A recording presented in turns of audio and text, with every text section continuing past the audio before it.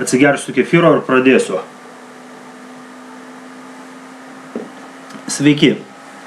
Atsiprašau, jeigu kur nors buvo toks klausimas, čia taip rašo klausimas, bet peržiūrėjęs visus neradau, tad klausimas būtų, kuris treniruoklis būtų efektyviausias metant svorį. Elipsinis, bėgimo takelis ar dviratis. Man asmeniškai labiausia patinka elipsinis, kadangi ant bėgimo takelio aš būnu trumpiau, o dviratis, manau, kojoms daugiau. Ar tarkim 40 minučių elipsinių treniruoklių gali prilygti 40 minučių bėgimui. Tiesiog metant svorį, pagrindė pilvą, neskaitant mitybos, kurį treniruoklį patartumėt, labai dėkui už atsakymą. Gan painus klausimas, bet man atrodo, kad aš supratau, ko čia klausta ir tada atsakysiu. Kuris treniruoklis, čia kalbam apie kardio treniruoklį, būtų efektyviausias metant svorį. Tai norėčiau išskirti dviratį kaip patį neefektyviausią dėl to, kad dubuo sėdi ir tai reiškia, kad ir dubens raumenys mažiausia dirba ir tada jų asmeninės dalies raumenys mažiausia dirba, nes jie sėdi. Jiem nieko daryti nereikia ir tada, ko gero, dėl to ant dviračio bus sudeginama mažiausia kalorijų. O toliau tada lieka elipsė, steperis, bėgimo takelis, tai jie visi daugiau mažiau yra panašaus, sakykime, panašaus sudėtingumo ar panašaus efektyvumo. Jeigu kalbėčiau su mergina, tai merginai vis dėlto aš patarčiau naudoti steperių. Dėl to, kad steperio privalumas yra tas, kad steperis taip pat padeda treniruoti sėdmenis ir šiek tiek gerinti sėdmenų formą.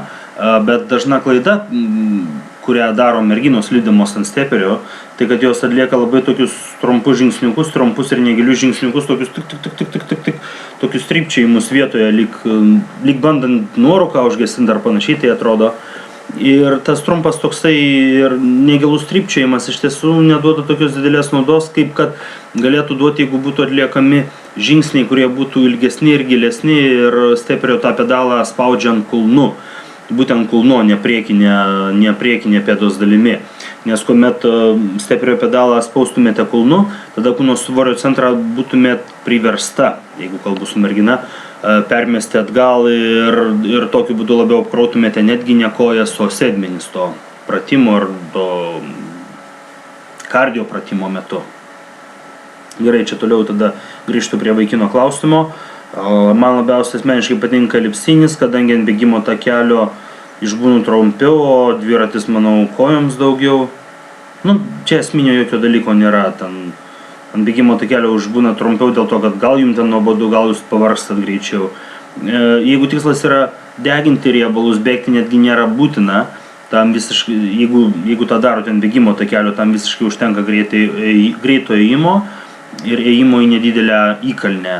Bėgimas jau gali būti šiek tiek per intensyvu, dėl to, kad daugeliu atveju efektyviausias riebalų deginimas yra tada, kai pulsas, tai yra širdies darbas, yra toje zonoje tarp 110-140. Jeigu pulsas yra aukštesnis negu 140, riebalų deginimas jau nėra toks efektyvus. Ir jeigu bėgate, gali būti, kad pulsas jau pakyla virš 140. Ar tarkim 40 minučių elipsinių treniruoklių gali prilygti 40 minučių bėgimui. Tai vėlgi sąlygiška, kaip ir sakiau prieš tai, priklauso nuo intensyvumo. Bėgdami sudeginsite, bėgimas kaip intensyvesnis krūvis sudegins daugiau kalorijų. Bet jeigu intensyvumas per didelis, tai tas kalorijas ims ne iš riebalų. O norint, kad kalorijos būtų imamos iš riebalų, iš kūno riebalų intensyvumas turi būti vidutinis.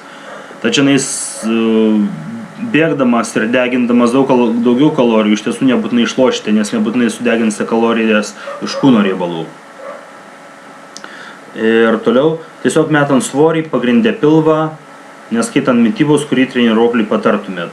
Kaip sakiau, dviratis yra pats toks tinginiam labiausiai skirtas kardio treniruoklis, visi kiti yra panašaus efektyvumo. Ir ar jūs ten metat pilvą, ar metate žandus, ar metate sėdmenis, tai neturi jokios reikšmės. Dėl to, kad bet kuriuo atveju mityba svarbiausia vaidmenį vaidina, o po to, jeigu darote kardio krūvį, tai vis tiek, jeigu deginate kalorijas, tai kalorijos dega visame kūne, jos nedega vienoje vietoje arba kitoje, nuo vienos dalies arba nuo kitos. Patariau, atsakiau. Išgersiu kefyro.